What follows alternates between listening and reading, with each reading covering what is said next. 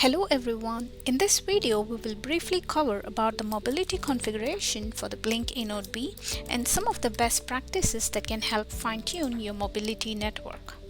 The following configurations can be performed under this section called neighbors. Number 1, cells. Number 2, frequencies. Number 3, X2 neighbors. Now let's take a look at the cell configuration. In this section, the operator has been provided with the flexibility to configure or add the neighbor cells manually in the eNB. Click on the plus Add Neighbor Cell button for a pop-up window to appear. Note that the system can support up to 16 neighbor cell configurations if the operator has the details of the neighbor cells such as the PLMN ID, the cell ID, and the initial EARFCN. As the system can support up to 16 neighbor cells, it means that up to 48 neighbor relations can be formed if each neighbor cell is mapped to P-cell 0, P-cell 1, and P-cell 2.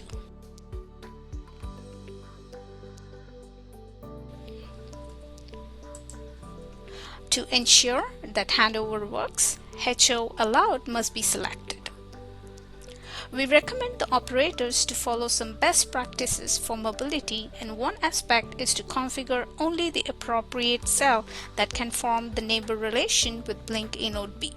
The cell configuration is not a mandatory configuration here because by default we have some basic frequency configuration in place that allows the system to learn about the neighbors.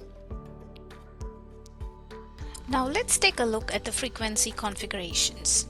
Configurations performed in this section will be used in system information block messages for cell selection and reselection purpose, and is also used for creating measurement reports. A measurement report is a message sent by the user equipment to the eNB that contains measurement results for neighboring cells. It is really important to understand that LTE network requires the UE to perform measurements periodically on the received signal, which is RSRP or RSRQ from neighboring cells. By default, frequency relations 0 and 1 are pre-configured in the system starting 4.0 software release, and it is mandatory to have two frequency relations, that is 0 for the serving frequency and 1 for all frequency in the eNB configuration for the mobility to function appropriately. It is also recommended not to delete the default frequency configuration from this section. However, certain configuration parameters such as the allowed measurement bandwidth, the maximum uplink power, and other variables such as the offset frequencies can be changed or can be tweaked appropriately based on a proper planning by the operator. Why do we have two different frequency relations? First, let's understand the serving frequency. The configurations performed under this serving frequency will be used in the system information block messages that's broadcasted by the eNB, and this is required for the cell reselection and handover. Also, the serving frequency relation is used for the intra-cell handovers, which means that a user equipment can perform handovers between the same frequencies for the different cells. Let's now understand why do we need the all frequency relation in place. In CBRS world, the frequency of the eNB and its neighbors can change at any time. Hence, configuring only the serving frequency on the eNB to instruct the UE to look for specific frequency for the handovers is not very useful, as those frequencies may become irrelevant at any time because of the nature of SAS, and given that the serving eNB can also change the frequency at any time. During such instances, the all frequency relation works as a placeholder in the event of a dynamic frequency change that may happen due to SAS instructions. Note that all new frequency changes pertinent to the eNB will be updated and then advertised via the SIB messages. Also, the all frequency relation is used for the inter-cell handovers, which means that a UE can perform handovers between different frequencies. In the next section, we will cover briefly about the X2 neighbors.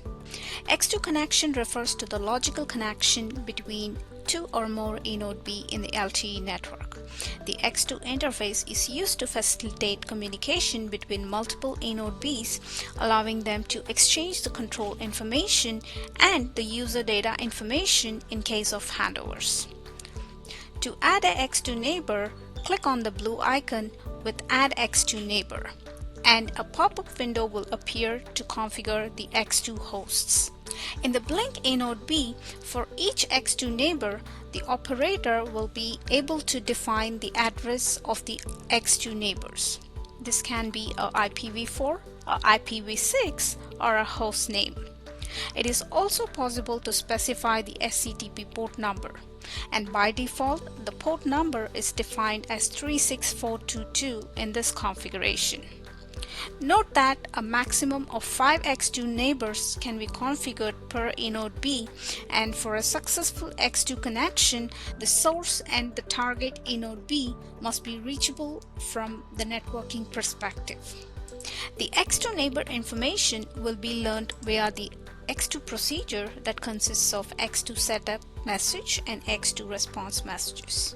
Note that the X2 procedure also consists of eNode B configuration update messages, and all the dynamic frequency changes will be updated based on the latest information received via the X2 configuration update message in case of a frequency change that was issued by SAS. On reboot, the configured data will be used again until we learn any new information from the peers. When a user equipment moves from one eNode B coverage area to another, the eNode B must coordinate to ensure a smooth handover without dropping the connection of the user from one cell to another. To trigger this process, we must define or configure the handover rules and thresholds under this section. Note that the UE uses different measurement events to trigger measurement reports, and these measurement events are described as A1, A2, A3, A4, and A5, which has not been configured in this section. It is important to understand that the user equipment measures the signal quality of the serving cell and the neighboring cells and sends the measurement report to the eNode B, and this measurement report is the main key element for triggering different events. Now let's take a quick look at the A1 event configuration. This event configuration is available by default when mobility is enabled, and the event type here cannot be modified. As you can see, it is set to A1, and the EARFCN is set to the serving frequency. The trigger quantity can be configured either as RSRP or RSRQ. The threshold RSRP can be defined anywhere from values starting from 0 to 97, and any defined value here will be subtracted by 140, which typically refers to the minimum received signal strength that can be reported by a user equipment in the LTE standard. The RSRQ threshold can be set anywhere between the values 0 to 34. When the A1 event is configured, the UE will send the measurement reports to the serving cell with a period of report interval and other variables that are used for measurement. We recommend to leave all the other settings such as time to trigger, the report amount, the report interval, and the max report cells to its defaulted settings. The image shown here is a representation of event A1 and A2. When the A1 event is configured in the eNode B, and if the UE meets the threshold, then no other measurements are performed. This event type is mainly used to stop the measurement. Let's now understand this in more detail. As we know, when mobility is enabled, the UE will send measurement report to the serving cell with a period of report interval. The RSRP and RSRQ are the variables used for measurement reports. Now, when the event report is received by eNode B, we remove other events from UE as the serving cell is better than the configured RSRP or RSRQ. In simple terms, if the serving cell is greater than the A1 threshold, no other measurement reports are performed. Note that A1 reporting is a mandatory configuration if mobility is enabled.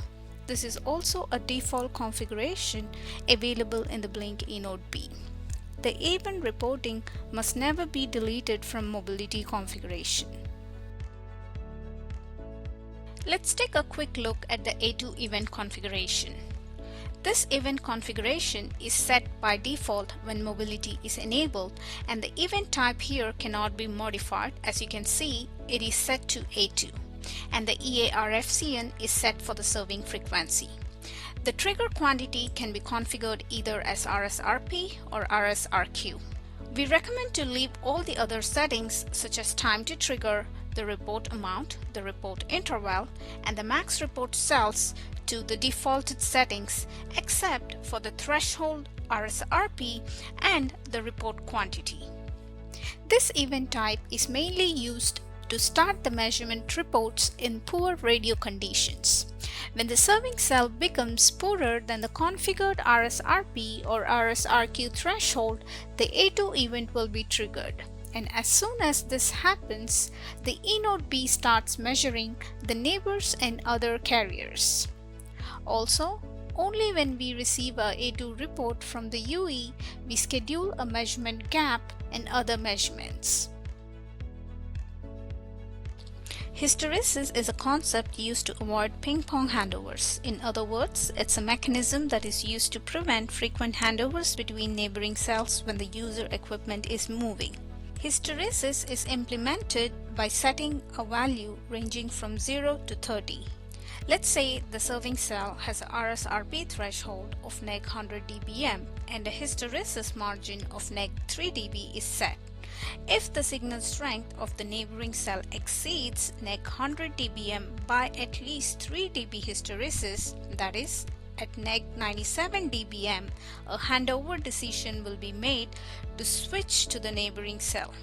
However, if the signal strength of the neighboring cell falls below the serving cell's threshold by 3 dB, the handover decision will be delayed until the RSRP of the neighboring cell rises above the threshold plus the hysteresis margin. The A3 event is triggered when the neighboring cell becomes better than the serving cell by an offset. That is, when the neighbor cells have a better RSRP conditions with an offset than the current serving cell, a handover will be triggered. The green line here represents the current serving cell signal level. The red line here represents the neighboring cell signal level. The dotted lines both in green and red represents the measured RSRP or the RSRQ value plus the offset. An A3 offset value should be defined in the A3 event configuration in the mobility section. To put it in simple terms, the A3 offset can be seen as a kind of handover margin, that is, how stronger the neighbor cell shall be than the serving cell to trigger the measurement report and to initiate the handover. For example, if the serving cell has a RSRP of neg 100 dB and we have an A3 offset configuration set to 4, and let's say if the UE sees the neighboring cell with a signal condition of neg 96, then a A3 event will be triggered. Due to the nature of the CBRS environment and the dynamic frequency change that may happen due to the SAS instruction, it is really important to configure two A3 events, one for the serving cell and one for all. The A4 event is triggered when the neighboring cell is better than the serving cell. Let's say that the current eNode B serving cell has a RSRP of neg 90, and as the UE is gradually moving away from this serving cell, it sees the neighboring cell at neg 85. Now the serving cell is 5 dB weaker than the neighboring cell.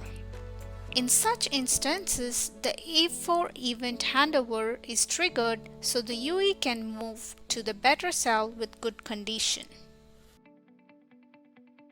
The A5 event is triggered when the serving cell becomes worse than the configured threshold 1 and the neighbor becomes better than the configured threshold 2.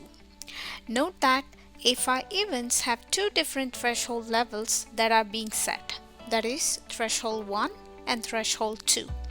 The handover is triggered when the serving cell goes below the configured threshold 1 and neighbor cell becomes better than the configured threshold 2.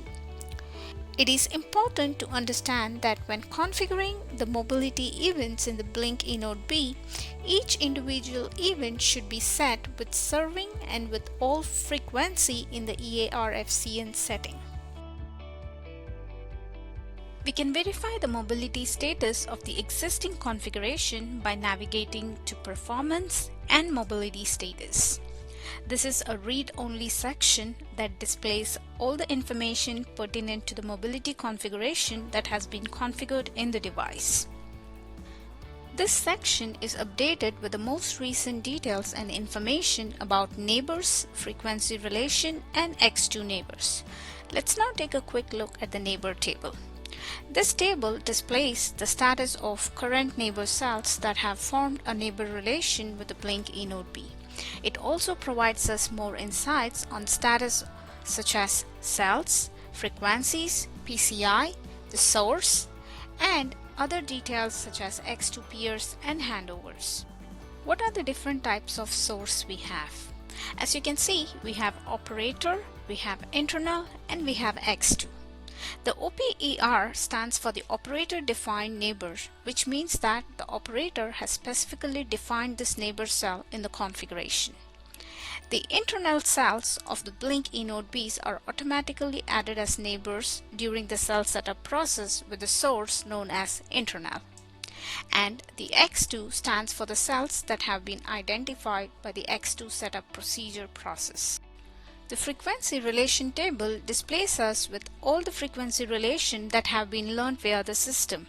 Note that each cell can have up to 8 frequency relations.